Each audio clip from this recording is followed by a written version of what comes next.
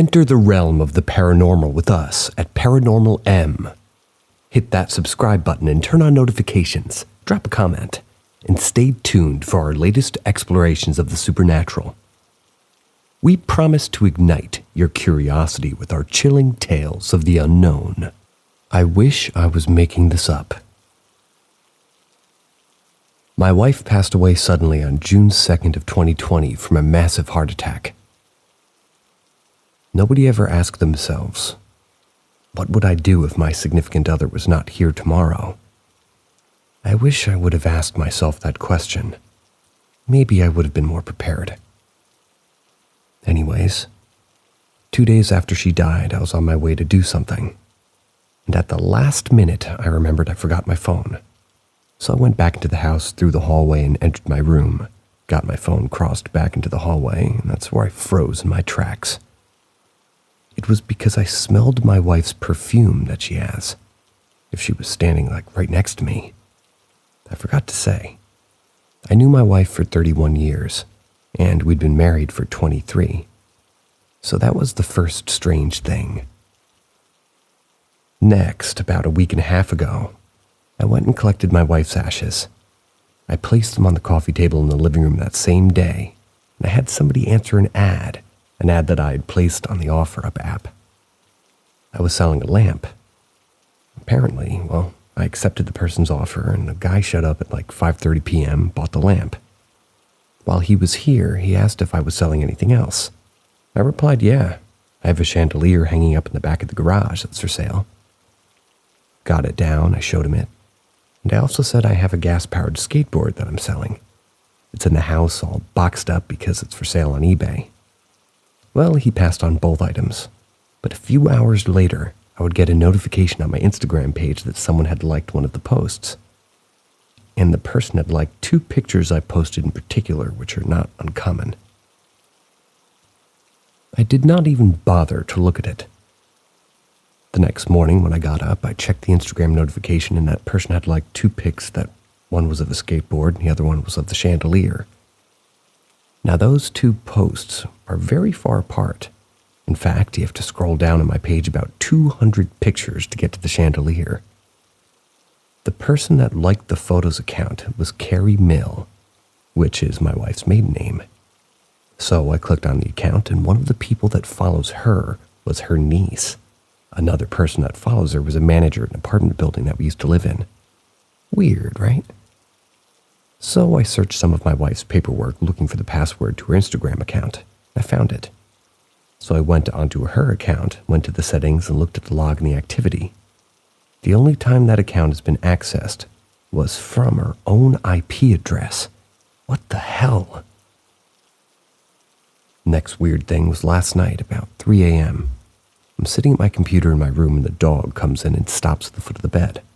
He looks up, or rather she, like she's getting ready to jump up, but doesn't. Instead, she just sits there staring up at nothing and starts wagging her tail and twisting her head back and forth like somebody's scratching behind her ears. This goes on for about a minute or so. Last thing today, my son was filling out an application for a student grant for school on his phone. When he was done, he scrolled up to the bottom of the page to make sure he didn't miss anything. And you know how at the bottom of an app it says either how many people have used this app or when it was used last? Well, at the bottom of the app it said that it was last used 12/31/1969. That's my wife's birthday. I wish I was making this up, but I'm not. I just want to thank everybody for their comments and support. It's definitely really helped me. I even want to thank the ones that don't believe this story and are kind of skeptical of it.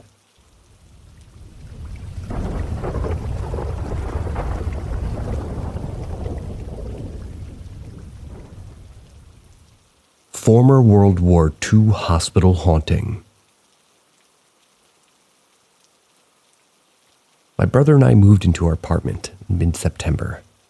Our building was built in 1926 and served as a hospital until the end of the Second World War. As you can imagine, the place is filled with energy.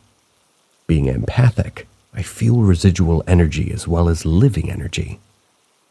Living energy as in people and emotions in extreme cases, physical sensations. like nausea and headaches, etc. On to the story now. September 11th. My boyfriend and I pull up to the building for the first time to get the keys. While waiting for our appointment time, I was hit with real bad nausea. This being a common thing because of anxiety and stress, thought nothing of it. Only having packed the bare essentials to hold us until we move and more stuff, we stayed the first couple of nights. About a week passes and things start disappearing. First it was my set of keys, then a credit card, then my whole wallet. Knowing damn well we aren't losing stuff, I decided to sage. Things calmed down for the preceding 2 weeks. One night, boyfriend and I are watching Poltergeist. Funny, when Minecraft for the Switch flew from the dresser to the ground about 3 feet away. Breeze? Nope. Closed windows.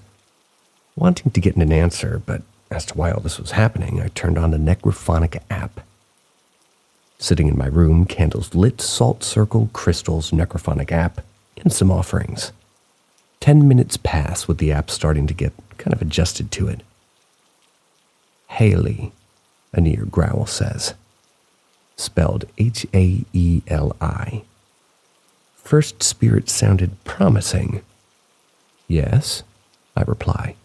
A soft voice chimes in and says, we wanted to stay. Nothing further happens.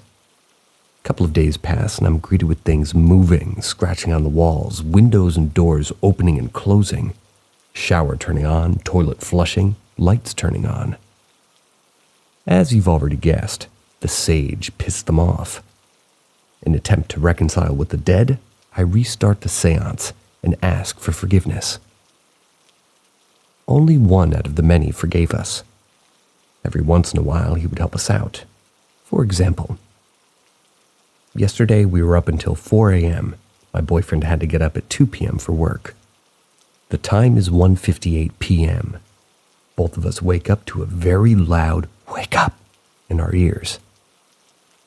In my attempts to make friends with the former guests, I have learned a few of their personalities.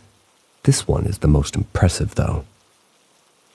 And here we are to the present, currently sitting in the shower typing at 7 a.m. after sleeping 2 hours, waking up to a spatula in the bathroom sink and the usual nausea, which I didn't mention beforehand because I'm not sure where exactly I could fit it in.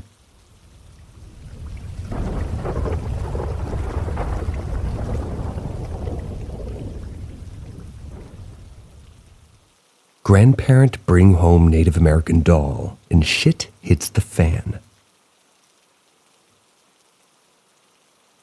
My boyfriend's grandfather's an antique collector. One of his interests are dolls. Porcelain, to be exact. They picked this up and the previous owner said to be very careful with it because it was quote-unquote special. Completely unfazed by the statement, he didn't ask any further questions. He brought it home with him about 2 weeks ago. The first 3 days were fine, stayed in the kitchen. The following day, my boyfriend and I were laying in our room down the hall talking. It was around midnight, and that's when suddenly 3 light knocks were heard through the door. We look at each other, and from the other side, I hear his grandfather say his name. I get up and open the door while he's getting ready for whatever task his grandfather had in store for him. Upon opening the door, I expected to be brought face to face with him, but no one was there. I closed the door, shrug it off, but after I closed the door, I could hear footsteps from down the hall. I go out to investigate, but in the distance, I can hear both the grandparents snoring. The following day, around the same time, all power to the house was lost. Didn't return until 5 or 6 a.m. Throughout that night, only one lamp was on. Don't know how, but occasionally it went out, but for the most part, somehow it was still being powered. A few more nights go by without anything happening, until just a few nights ago. All through the night there were screams. Not in the house, but right outside. Last night around 2 or 3 a.m. I was laying down watching videos when my boyfriend sat straight up, rambled gibberish mixed with numbers. I asked him what was wrong and if he was okay. He looked me dead in the eyes, screamed, threw himself back, and continued snoring. I asked him about it earlier today, and he has no memory of it. His grandfather's taking the doll to his shop tomorrow. Hopefully, all things go back to normal.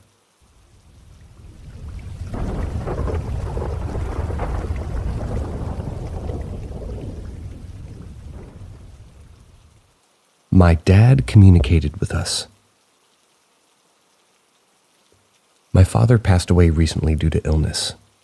Since then, me, my mother, and my brother have had a few odd experiences around the house. All of us have heard footsteps between the hours of 4 a.m. and 7 a.m., a time he used to get up and watch TV when he couldn't sleep. Last Thursday, we heard the front door open, but when we checked, we saw it was still closed. The day and time lined up with the time he first returned from the hospital.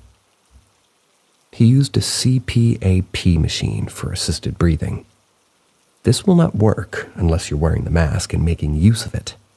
Not only that, but the final time he went into the hospital, the paramedics took it with them.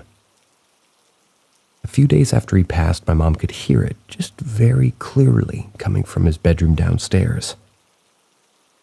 One night when I heard footsteps, I went to investigate. At the bottom of the stairs, there was a strong smell. His cologne, the smell of his cigarettes. It just smelled of him, and it was almost overpowering. Last night I got curious and I wanted answers. I received an advert for some EMF/EVP detector app. Honestly, at first, I was a complete skeptic.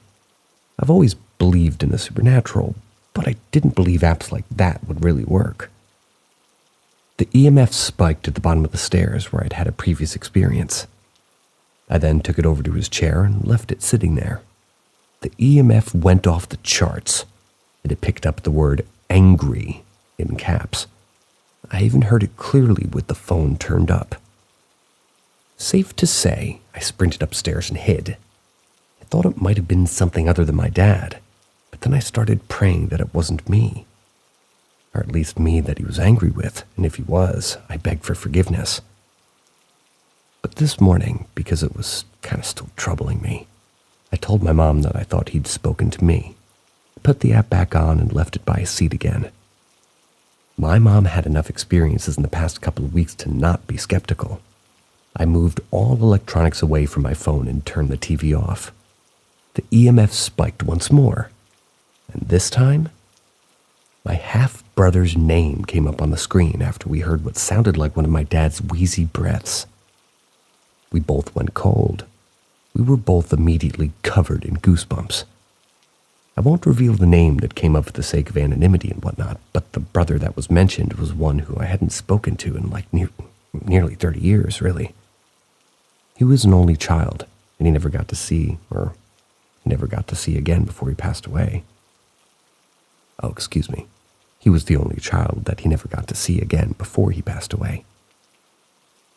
I'm reading over this and I honestly feel crazy. I don't know how many people will believe this or if anybody will believe it at that, but all I know is what happened, and I have a witness, and I will swear the validity of this experience until the day I die. I just needed somewhere to share this. It's not exactly something I can share publicly on Facebook or anything.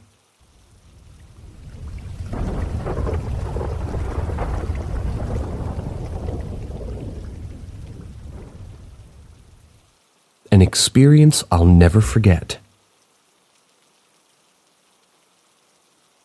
First, this might be a little long-winded, and I apologize in advance. I'd been experiencing the feeling of being watched, and it felt very uncomfortable in my bedroom to the point I made my mom and dad switch rooms with me and my sister, because I just couldn't sleep at night. My sister, who we initially thought she had an imaginary friend, but when we talked to her about it, she gave us some very specific details which turned out to be about a girl who had died in the area that we lived in. She also used to hide in cupboards because she was scared of something. My dad on several occasions would run up to my room because he could smell cigarette smoke in the living room when he sat by the window. My room was directly above the living room, so he thought that I was smoking in my room. Other small little things happened, like things going missing, batteries draining super fast, the feeling of being pushed and watched. So we decided to invite my friend's mom over, who was a medium. Not the kind that announces it to everyone. She kept it to herself. We made sure we didn't tell her or my friend any of these details because we wanted to make sure that we weren't just being told what we wanted to hear, you know? We sat down in the living room and straight away she said there were 3 spirits present in the house. It confused us because we only knew about one. She explained that there was an elderly woman who was strongest apparently in spirit. And she was present and she was protecting. We worked out that we must have been possibly her Nana, kept her ashes, so at least it made sense. She went on to explain that the other 2 spirits were related. One a little girl, and the other was what seemed to be her father. The father was a very angry spirit, and he also smoked heavily, and he didn't like us being in the house. She explained that the little girl was abused by this father figure and would hide in the cupboard. All the pieces were fitting together. She went on to explain that there were 2 portals/gateways in the house, of which the spirits would enter and leave, which one of them being the living room and the other been in my old bedroom. She explained that she could close the portals, but she would have to prepare before she could do so. My parents had to leave to go get my little sister from school, so she left as well. My friend stayed as we had plans to go out a little bit later on. So myself, my younger brother, and her were left still talking. Me and my friend were about to go upstairs to get ready to go out, and she screamed in pain and grabbed her arm when we looked, and she had a big scratch right down it. Then we heard a noise coming from upstairs as if someone was, playing with the radiator. At which point there was the loudest bang that actually scared the living daylights out of us. I was the one who voted to go upstairs to check it out. I searched my room to see if anything happened. Then my brother's, and there was nothing, so I walked into my mom and dad's room and found every cupboard door, every drawer open wide. That was as soon as I saw it all open and everything slammed shut. I ran out of the room so fast. We all left the house, waited outside in the garden till my parents arrived. We clearly had agitated something, and we didn't want to stay there anymore. A couple of days later, my friend's mom comes over and does her thing. My sister stopped talking to her friend, and the odd things in the house stopped happening. But I'll never forget about that day.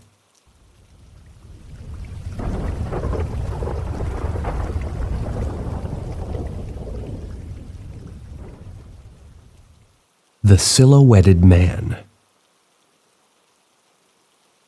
Due to a roommate bailing out on our lease, I was forced to shack up with a buddy of mine and his wife. It was a small 2-bedroom apartment, but he welcomed me with open arms. They had a toddler in the second room, but they said that she never goes in there and sleeps with them every night, so it was no problem to take the room for my own. A couple of weeks went by with no incident.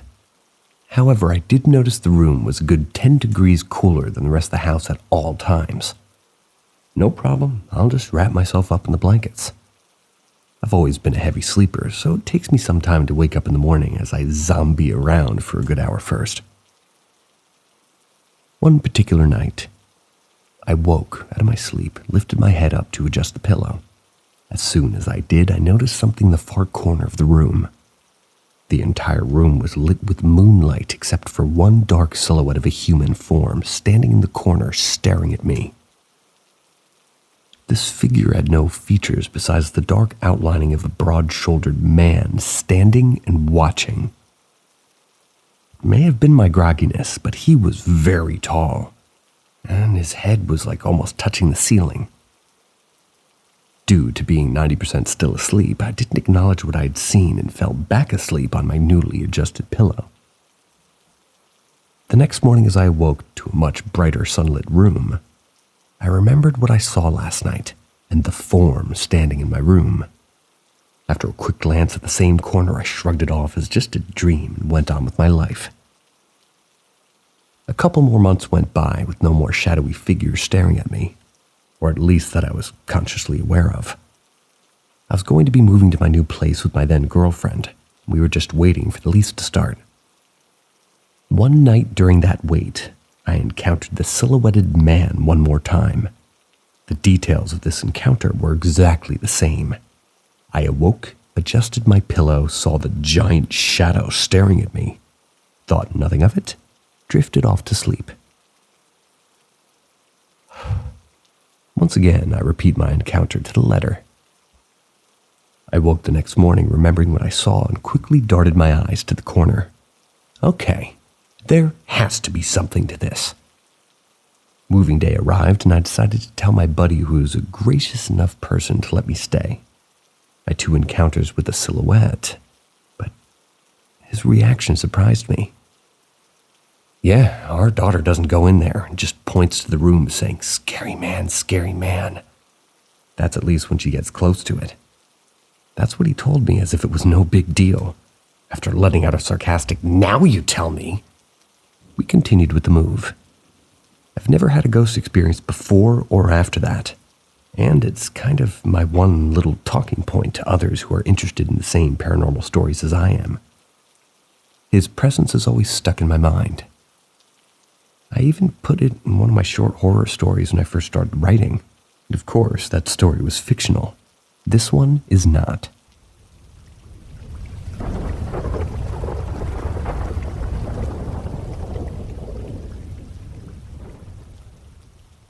Grandma said the house was creepy.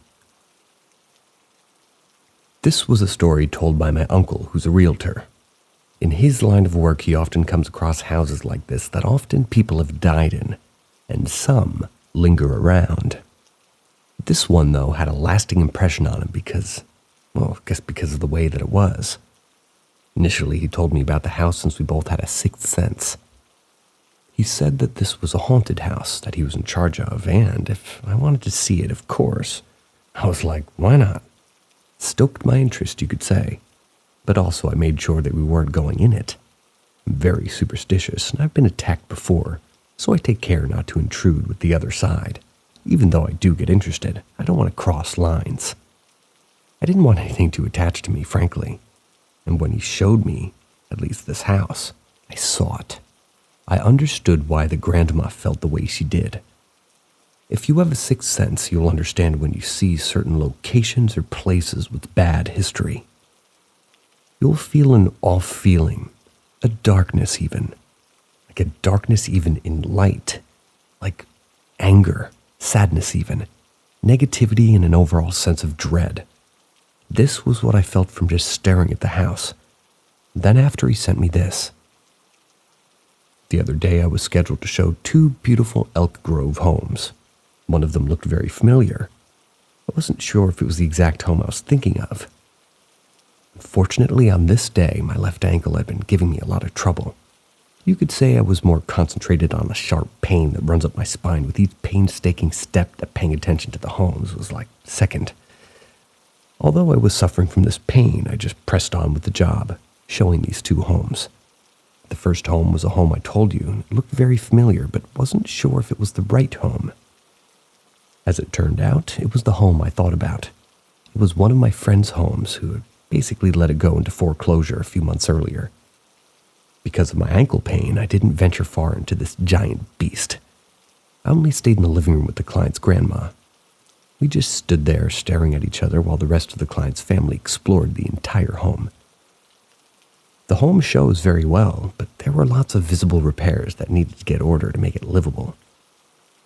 There were loose and hanging wires throughout the house and floors that looked like they were possibly damaged from flood. Although the walls looked new, the home had a dark, creepy, and depressing feeling to it. It was not your normal giant, whereas you walked in and you just have this exhilarant vibe of happiness and warmth. The grandma turned and looked at me, with an expressionless and stern face too, and she said, "This home needs a lot of repairs." That was all she said. My client's family couldn't agree more. It wasn't until the next home did the grandma finally open up to me. The grandma slowly said in a low tone, "I like this home more than the first one. That first home gives me the creeps." I couldn't agree more. But to lay this creepy feeling to rest, I tried to justify the reason to the grandma for why it felt creepy. I told her it must have just been because that first home was much bigger than the second one. Although I did get a creepy feeling about the first home, I probably chose to ignore this feeling. My hair for once didn't stand up, nor did I have this feeling that there was someone lurking around like usual. This time it was more of a, when can I get home to rest my foot sort of a feeling. Maybe this was the reason why my sixth sense didn't kick in full force. I was more worried about the sharp shooting pain from my ankle than paying attention to the surroundings. However, just letting you all know, I didn't lose my sixth sense, not just yet. And like I said, I did get this creepy, dark, and depressing feeling about the house, but my mind was somewhere else. Later on in the evening, I texted my friend and told her I showed her old home to my clients. She asked me how the showing went. I told her grandpa, and they said that the home just was creepy. The next text scared the wits out of me. She said, "Yeah, the home is creepy. My late husband passed away inside the home. I knew her husband was sick, but I didn't think he died inside of the home. She's never mentioned it to me, and she called me and told me the whole scary story. She said after he died, she continued to hear him call her name around 1 a.m, telling her he was hungry. She thought it was her imagination at first. Maybe once or twice hearing her late husband call her name may be coincidental. But calling her name every night around 1 a.m. starting to basically just gave her the creeps, creeped her right out. Before her late husband passed away, he was bedridden. He couldn't walk, but he could crawl. After he passed away, she sometimes sees a glimpse of him crawling around the house. Late at night when she was in her room, she could feel or hear him crawl throughout the house, up the stairwells and into the hallway. Since there was a huge gap at the bottom of the bedroom door, she could feel him lay his head down on the floor and peek at her. Now, those of you who've had such an experience knows the person being haunted will experience a telepathy connection with the spirit. This person will see exactly what the spirit is looking at. While she was in her room, in the back of her head, she could feel someone staring at her from underneath the door. Every move she makes, she could see herself from a third person's view. She couldn't shake the feeling off. She got so freaked out she placed towels under the door every night. She told me she didn't want to tell her son because it would really creep him out too. This is the real reason why she decided to let her home go into foreclosure. Paying for the home was not a problem. She could afford it, but she couldn't stand that home any longer. She said that she's never been so scared in her life. One of the cons of buying a foreclosed property is that the bank is exempt from disclosing deaths on the property. This is left up to the buyer to do their own due diligence about finding the history of such home. Although foreclosed homes may be sold for under market value, sometimes it's better buying a home from a seller. Sellers are required to disclose deaths on the property within 3 years. However, it is unfortunate. Unexplained phenomenons or hauntings are not part of the disclosure package. This is where you may have to rely on your sixth sense. Buyers, beware.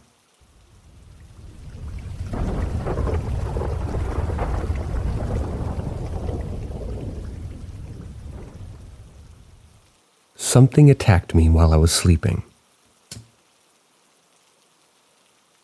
This happened around 5 years ago, but I just found out about Reddit and this thingy, so I thought maybe it would be a good place to share this, since the people I know in real life would just call me crazy for even thinking of this sort of thing happening. I had just moved in with my grandma, trying to find some independence, as well as trying to help her be a bit better economically. Her house is actually divided in 3 small buildings, so I had one of these just for me, while she and my grandpa used another one, but all the 3 buildings are surrounded by a big sort of chain link fence. So like it's secured, but you can actually look into the backyard and such. It was my 3rd night there, and my grandparents were out on vacation. I didn't feel secure or comfortable, but I just brushed it off as the experience of being independent. To calm myself down a bit, I turned on the light in the bathroom and let the door open before turning off the lights to my bedroom.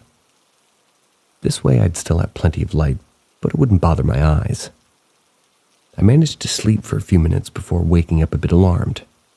I looked at the window and thought I saw someone standing there, but as soon as I blinked, they were gone. I laid down again, tried sleeping, but I woke up again, When I looked at the window, I saw someone looking inside. But as soon as I got to turn on the lights, which were right over my bed, they were gone again.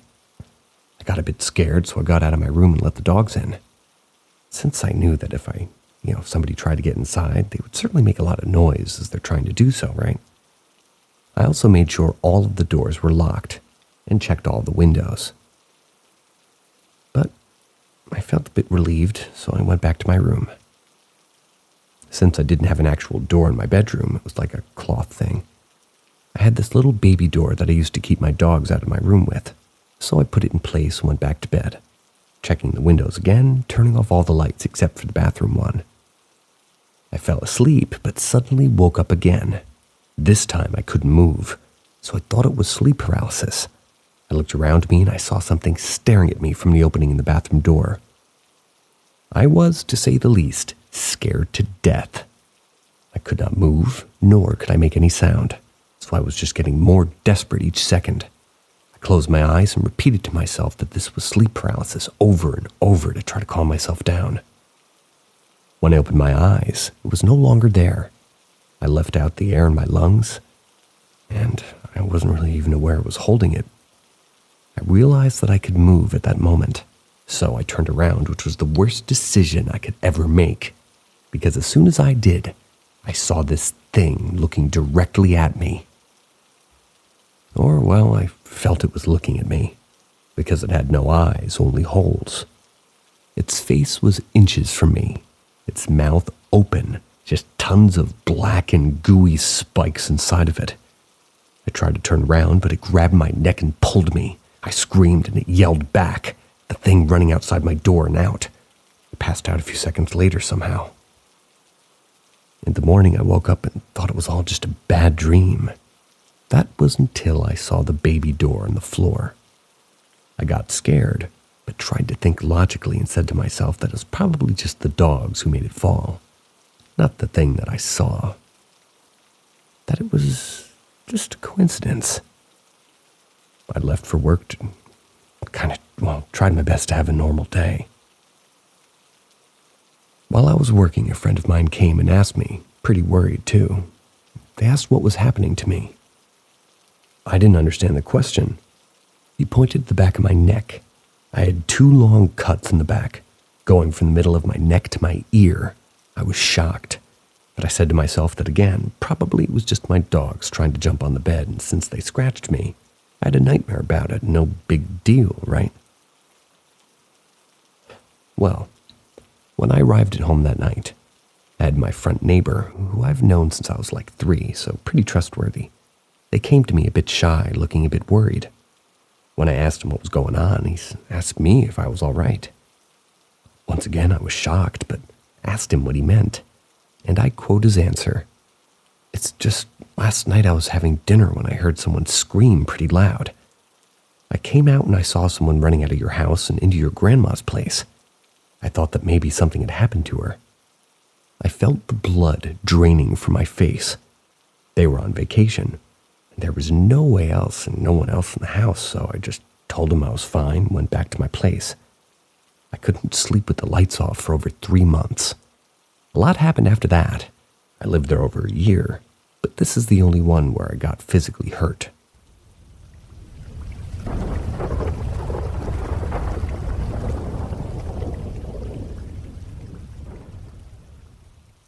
Dark entity every night and day in the hallway.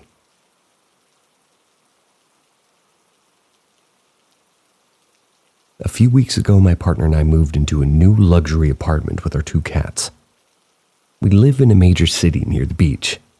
The apartment building was recently renovated, but it's had previous tenants and the land has also been in use for hundreds of years for various purposes. We're on the 6th floor. The only thing I found in the apartment that belonged to prior tenants were folic acid supplements in the cabinet. Since the very first night we lived there, I've been having a strange experience with an entity. I've had some odd stuff happen before, but nothing quite like this. The first night I was still awake at about 2 in the morning and got up to go to the bathroom. Clear as day, I heard a deep male voice say, "There you are." At first I thought our home was being invaded, That's how human-like and clear the voice was. But then I saw a shadowy entity in the hallway. It was very tall, vaguely humanoid and dark. Sort of like Shadow, but staticky almost. Pixelated, you could say. It seemed to be walking on the ground. I retreated back to the bedroom and got in bed. I saw the entity briefly enter the bedroom. Without opening the door, it just went through the wall, and then it went back to the hallway. Thought I might be having a waking dream or something. I told my partner about it the next morning, but we both shrugged it off. What's weird is we were working from home that next day, and I saw it again. It was standing in the hallway, still appearing shadowy, but this time in broad daylight. One of my cats who was next to me sat up and looked directly at it, which is what made me turn around to see it. Another cat walked around it the same way it would walk around a human person. Around 2 or 3 a.m. every night, the entity walks the same pathway down the hallway into the bedroom, then back through the hallway. During midday, it just sits in the hallway for 15 minutes or so before disappearing again. It doesn't appear every day, but it does appear every night. Sometimes it speaks. It once asked, "Where are you going?" when I turned around to go back to bed. It will otherwise not really interact with me. It's never approached me or left the hallway or bedroom entry. My partner can't see it. The cats continue to interact with it and look at it and meow at it.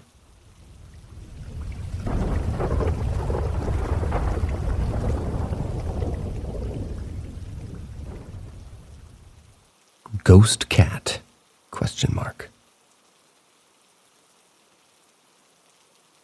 I was in 5th grade sitting at my desktop computer home alone after school. The desk fit into the little nook in my dining room, so I could look left and see into the living room.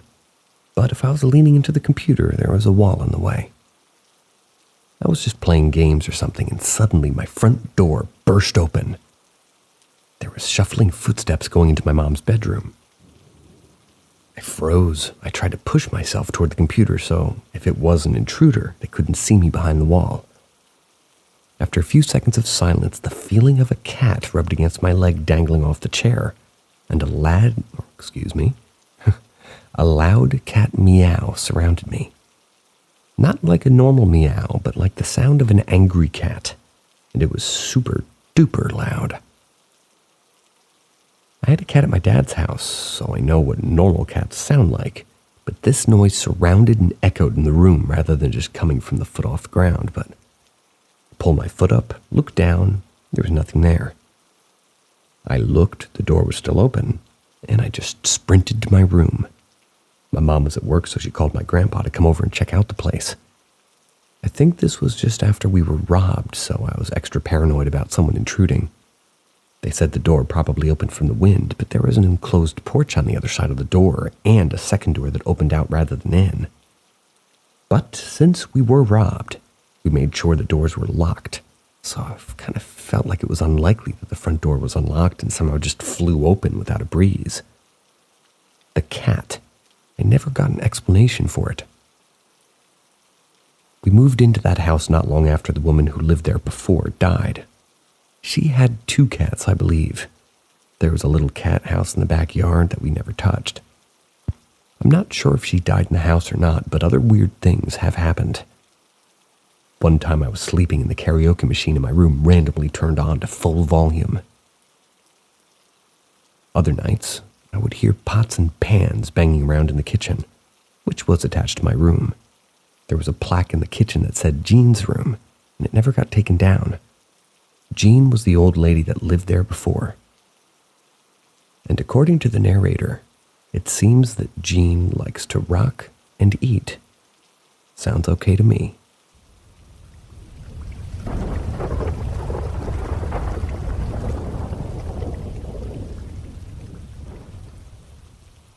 Southern Childhood Ghost Story. For a good bit of my childhood, we lived in Charleston, South Carolina. Our neighborhood and house were not too old. The house was built in the mid-90s. However, the neighborhood was built on the grounds of an old slave plantation. This, I believe, is what led to experiences by my sisters and I. I don't have one cohesive story, but more of a list of things that we saw, heard, or felt. I'll start with one story and maybe a post more later. This is my first Reddit post, so I'm sort of testing the water. Our dad was in the military, so he'd be gone on trips all the time. When he'd get home, usually at night, we could hear him come up the steps and he'd open our doors and check on us and then leave. One night I heard what sounded like his boots on the hardwood flooring. My door didn't open. I didn't think much. The next morning I asked my mom when Dad got home. She assured me that he wouldn't be home for 3 more days. So I figured maybe I was just hearing things. The weird thing is my 2 older sisters said that they heard it too. This went on for a few nights randomly over a long period of time, but rarely whenever Dad was home. There was one night that I remember vividly. I heard the sound clear as day, boots walking up the steps on hardwood floor. Dad had been gone for a few weeks, so I rushed up to see him. I opened my door and there was no one there. One of my sister's room was beside mine, and she heard me and the footsteps and opened her door thinking Dad was home too. She just found me standing there confused. Our oldest sister, who was at the end of the hall, then came out because she woke up to the footsteps and then heard us whispering. We were now convinced that we had a ghost in the house. Our mom, whose bedroom was downstairs, woke up and yelled at us from the foyer because she thought we were stomping around upstairs. We told her what happened and she said it was just the floor popping. Something not uncommon for hardwood flooring, apparently. We all went back to bed, but here's the kicker. Once we all closed our doors, the footsteps went back down the hall and down the steps, again, clear as day. I didn't sleep anymore that night. We never saw anything but always heard these phantom steps up the stairs and down the hall and then back, from all 3 of us at night to individuals when we were home alone. It became a joke in the house that we did have a ghost, and it was the ghost of someone from the plantation. Nothing ever seemed angry or evil, just off. Perhaps somebody was just checking on the kids.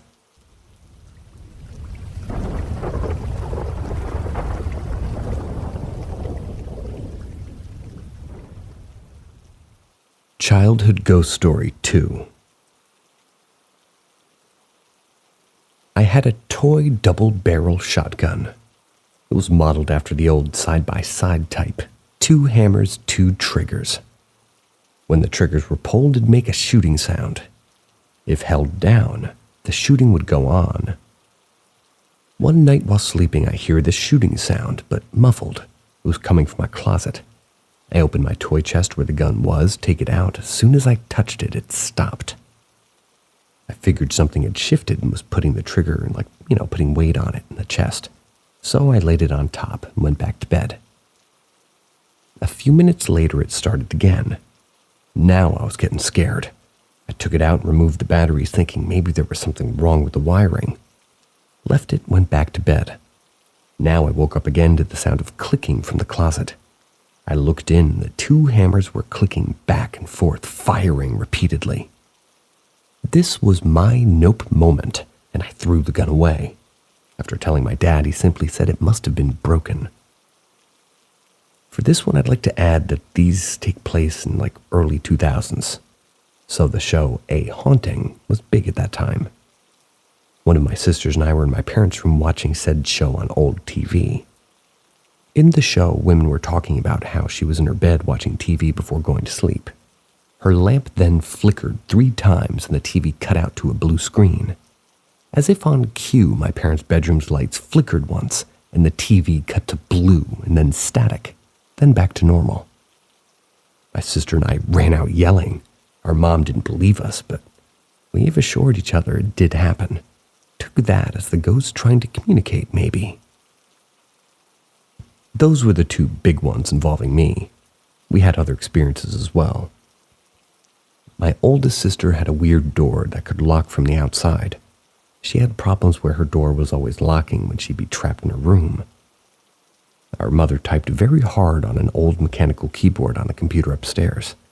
You could hear it downstairs because it was that loud. Scary thing is we'd hear this sound while she was at work with nobody upstairs. We had a radio in the living room that liked to turn on at the most random of times. Turn it on, and you'd have to hit the power button on it. No remote. Lastly, the access to one of the attics was a door in my bathroom. We stored some of my toys in there. I always hated opening it up because I would always have the feeling of being watched and just dread. Weird sensation for a kid. That sums up my experiences I can remember, or that my sisters have shared. We believed that there were two different ghosts as we heard the footsteps that we're never really scared for some reason of. It's made me a firm believer in ghosts, and it wasn't until recently that our mom has said that she believed the house to be haunted also. Our dad always denies it. I've got one more story to share that I'll write up in the comments involving my oldest sister and when we lived in Georgia.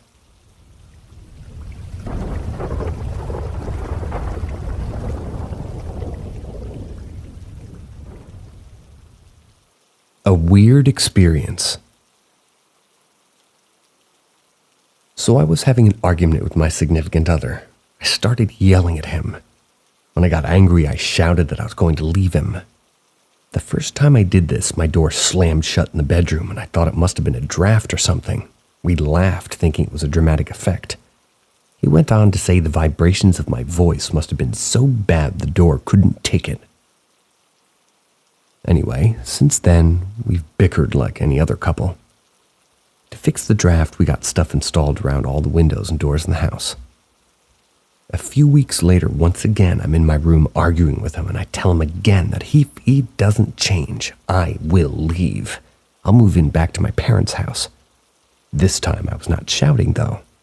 As soon as I said it, both my wardrobe doors flung open, and we both got scared. Again, we put it down to the draft, even though we both knew that this had been fixed. Moving on from that one night, I was having a nightmare and woke up in my sleep in the middle of the night only to find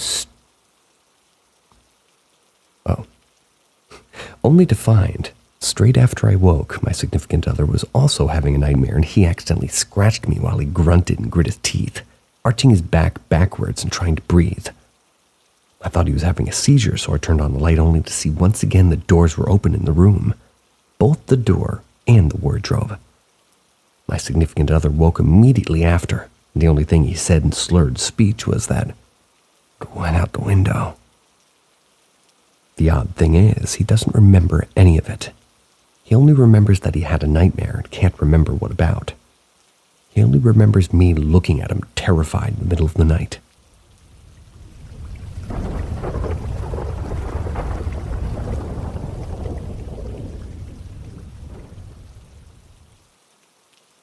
Overstayed our welcome. Let me just premise this. As religious people, my dad's side of the family and I are strong believers in ghosts, demons, and jinn. Except my mom, who grew up in America in a non-religious household with a different cultural background. This is a collection of instances that has happened to us in this condo. When I was about 16, 2 years ago, my dad's side of the family, around 13 of us, stayed in a beach condo in Alexandria, Egypt, where they live. These condos are known for being completely vacant the whole year and only being rented out for 3 months of the summer. In our culture, spirits inhabit empty places where they can live how they want, and this apartment was no different. We had rented it for 5 weeks up front, no refund. This is very expensive, and the main reason we didn't pack our bags and book it. After a couple of weeks, I assumed the spirits became a little restless. First, one of my aunts, a cousin who's like a year younger than me, he started saying how he couldn't look in the mirrors in the main bathroom. They said they would see smoke coming out of their eyes, and the other mind tricks, and personally, I saw my eyes go black, truly felt that I was looking at someone who wasn't myself. Little things like that would start happening, like my uncle would complain about someone sitting at the foot of his bed when he's sleeping. No one would dare to. He gets very angry when he's woken up. My aunt would feel someone pulling at her hair, and the doors would start slamming. The first time we interacted with them, however, is when my uncle knocked on the bathroom door and a woman clearly was saying, "I'm in here," and his name too, but the light inside was off. There was only a window to the elevator chute.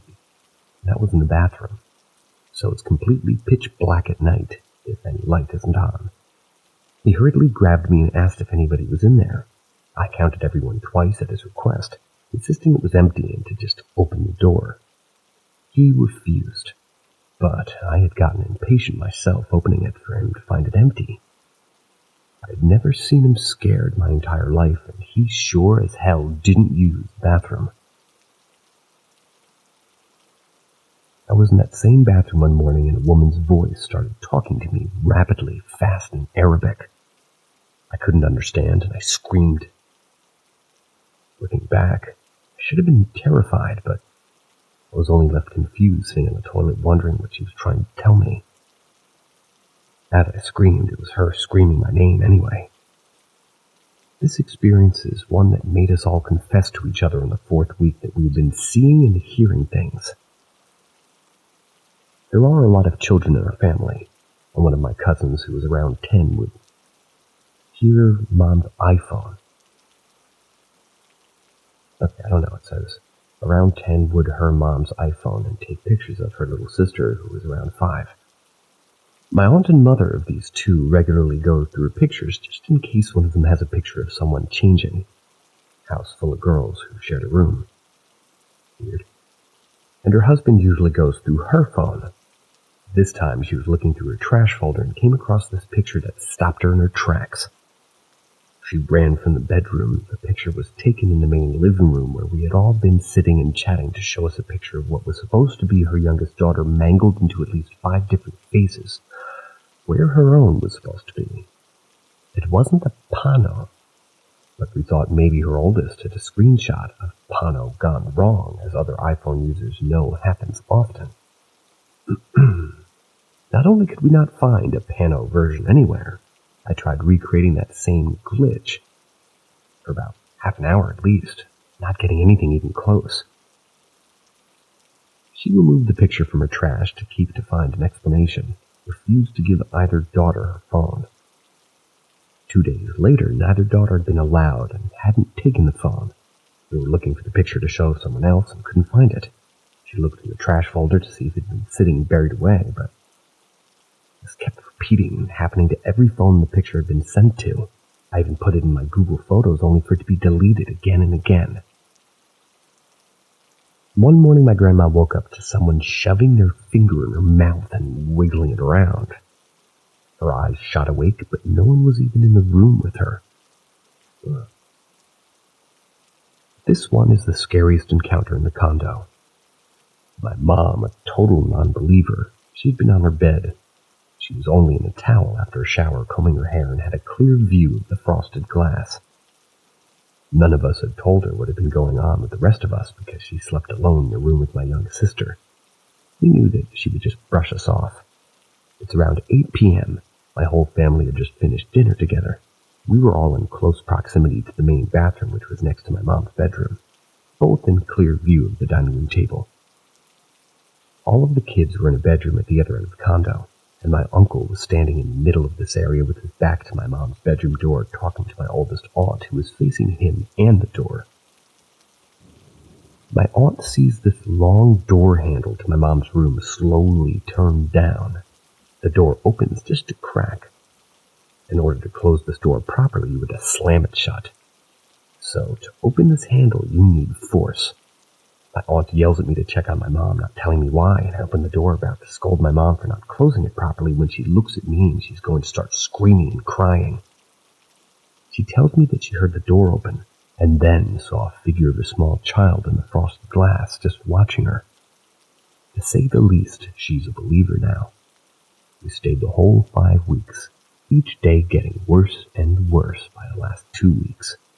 We are never returning to that place again, no matter how cheap.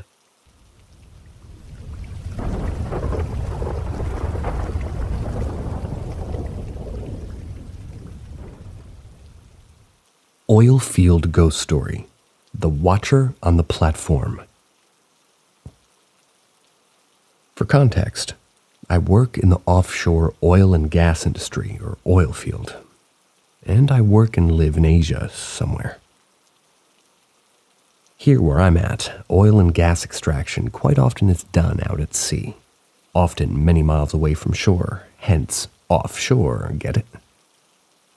Often this is done by building large steel structures that we call platforms. They have legs that sit on the seabed, and working platforms and decks above sea level.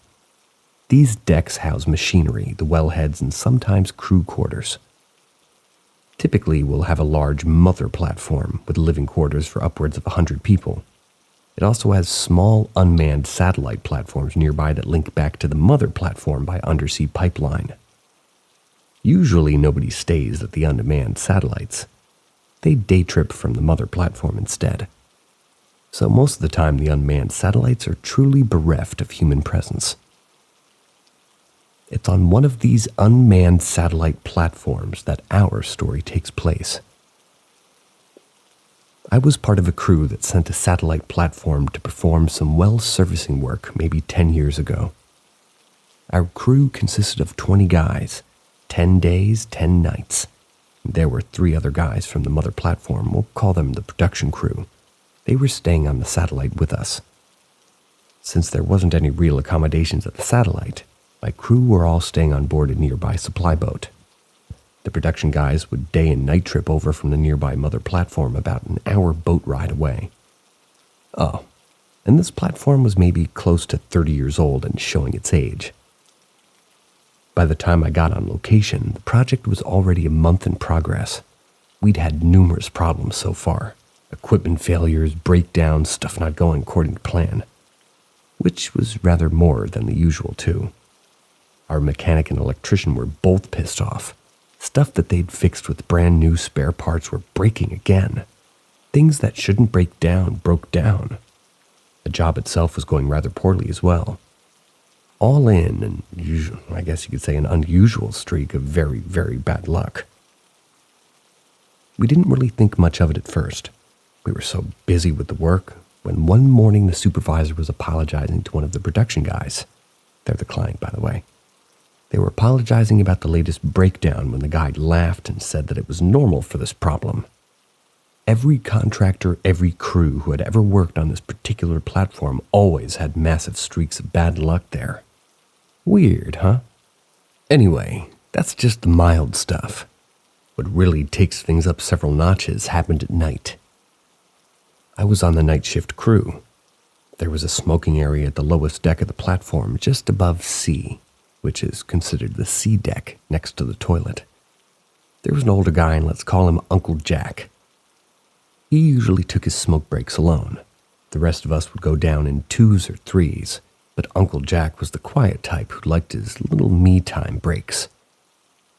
One day he stops his solitary smoke breaks, always insisting for someone to accompany him. He wouldn't go down there alone. He's a heavy smoker, so him being able to hold it sometimes for an entire night was unusual. Only much later he told us why. One night he was on his solo break, leaning back against the railing with a cigarette in one hand, and he felt a tug at his elbow. He turned, saw nothing. He was alone. Shrugging it off, he took another long drag in his cigarette, when suddenly something grabbed him hard by both shoulders and yanked him backwards. It was as if to pull him into the sea. Uncle Jack reeled but managed to catch himself from falling, his cigarette falling into the dark waters turning below. He was so shaken by that ordeal that he never took solo smoke breaks again on that job. That's not all. A number of the guys reported seeing a figure, sometimes white, sometimes dark, lurking around the cellar deck. One deck above the C deck, by the way. They said they'd seen it sometimes hanging around in a corner or climbing up or down the staircase to the C deck. The cellar deck was a favorite resting spot for our crew, mostly because it was cool, shaded, and relatively quiet. This made it pretty perfect for taking a short nap during breaks in the work.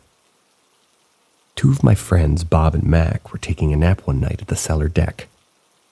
Bob suddenly awoke with this terrible itching all across his face and neck, suddenly disappearing as soon as he got up. He looked over at Mac sleeping soundly next to him and woke him up too, afraid there might have been a chemical or a gas leak. Mac said he didn't feel a thing, but to be safe, they checked out the area and found nothing.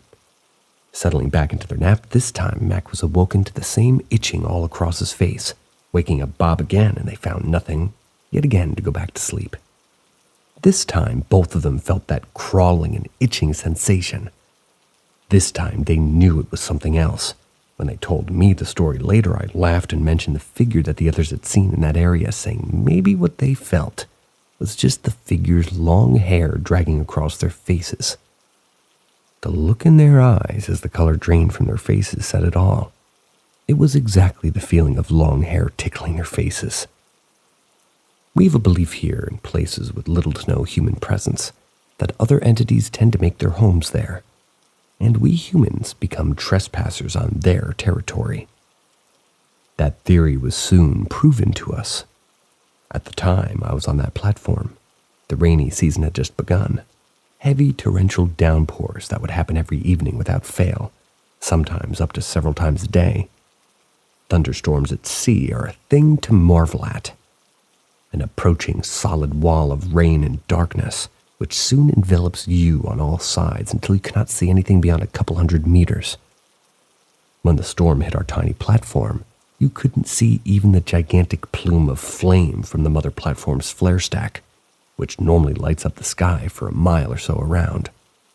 And yet, despite the raging storm that beset upon us all, up on the top deck it would be dry, as though the storm parted around the little platform held back by whatever entity resided there, the watcher on the platform.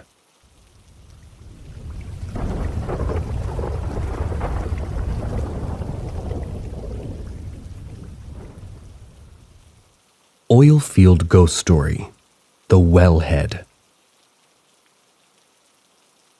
A wellhead, otherwise known as a Christmas tree, is a set of valves and manifolds sitting atop an oil or gas well.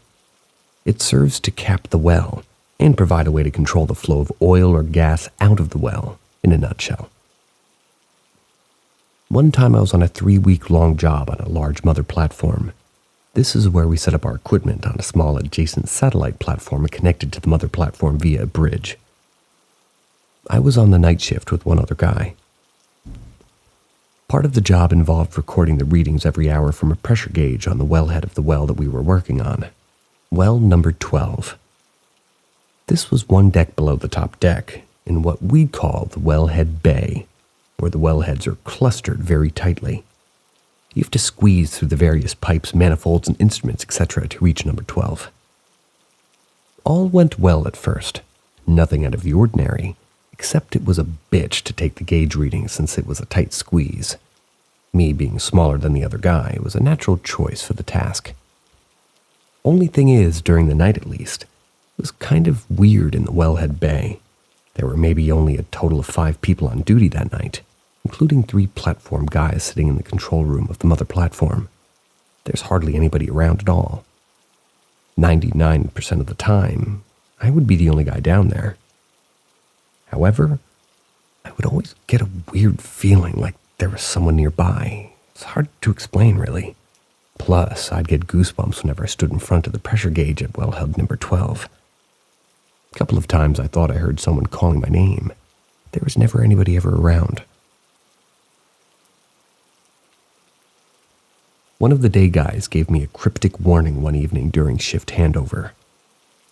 Don't go down to the wellhead bay alone at night.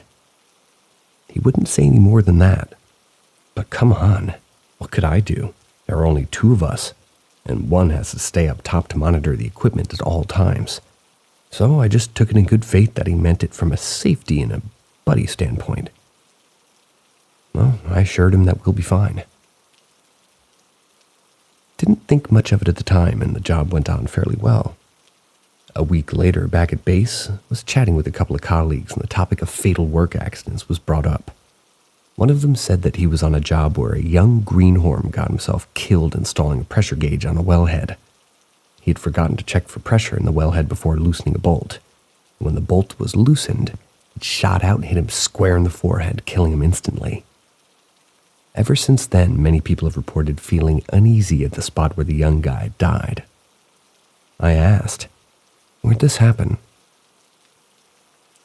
"On that platform, right in front of the pressure gauge of wellhead number 12.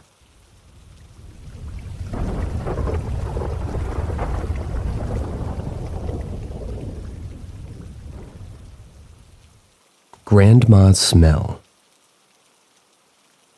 My maternal grandma, whom I was really close to, passed away in 2003. When she was alive, she was very, and I mean very, fond of using creams like Deep Heat and Counter Pain. So she always had this lingering scent of menthol wherever she went.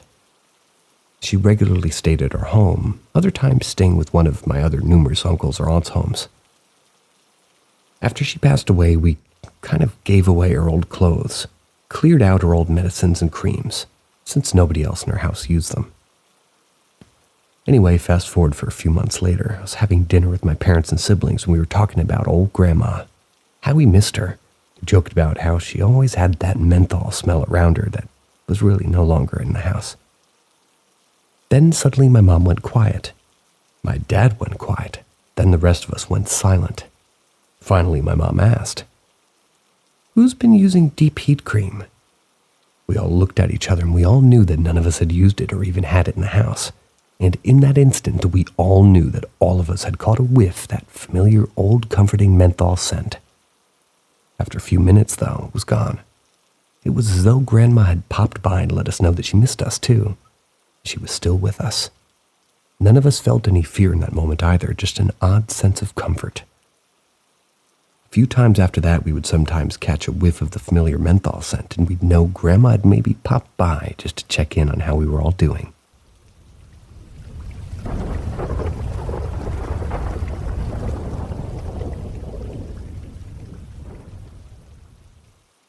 Tastes a bit salty.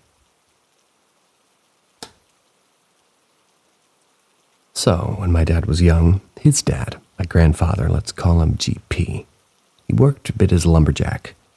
There was a young guy who lived in the same village who my dad knew. Pretty cocky guy, so let's call him C, for you know what. One day, C decided to join the lumberjacks to earn some money. According to my dad, C was pretty cocky and loved to run his mouth making snarky comments about stuff, always acting like a smart aleck when the older guys tried to teach him stuff. Things went all right for a while, but one fateful day, C met his comeuppance.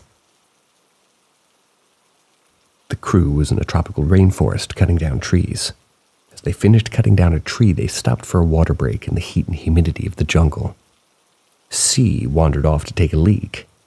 It wasn't long before he came running back, calling everybody to go with him. He brought them to this massive tree where, nestled amongst the gnarled roots, rested a human skull. The guy immediately hushed up and decided to leave things be. Nothing good could come of disturbing someone's resting place, and especially under a massive old tree. There's a belief that really old, huge trees have guardian spirits residing in them. Hence, extra care must be taken when felling or working on one of these. C, the smart aleck as always, laughed it off and called everyone else superstitious old fools, saying if they cut this tree down, they'd get good money for it.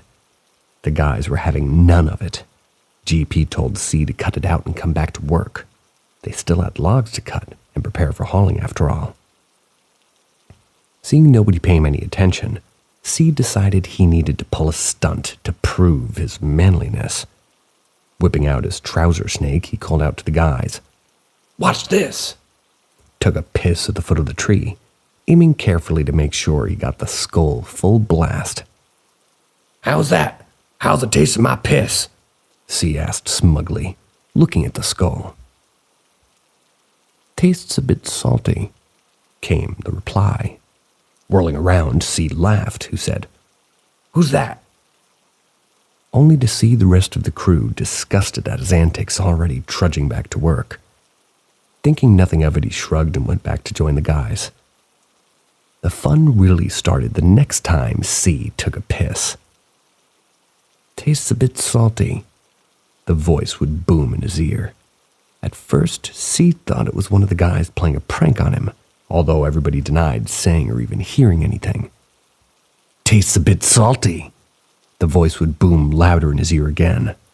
Every time C took a piss in his home, at work, at the coffee shop, no matter where he went, the faithful piss connoisseur would follow.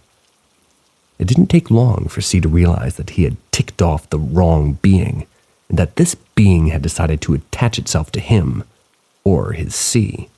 So, C ranted and screamed at everyone around him, desperately trying to prove that it was somebody playing a mean prank on him, but the voice was for his ears only. Eventually, though, C went mad. The whole village had heard of his exploit and chastised him for it, even going so far as to use C as an example to teach their kids to respect nature and the supernatural. C desperately tried to fix the problem, seeking out temples, spirit, mediums, and all the like, only for them to either tell him that they couldn't do anything about C's new friend, or simply refusing to help, and that he deserved it. C eventually took his own life, a bit salty to the end. Tastes a bit salty, won't you agree? That was my favorite story. See ya.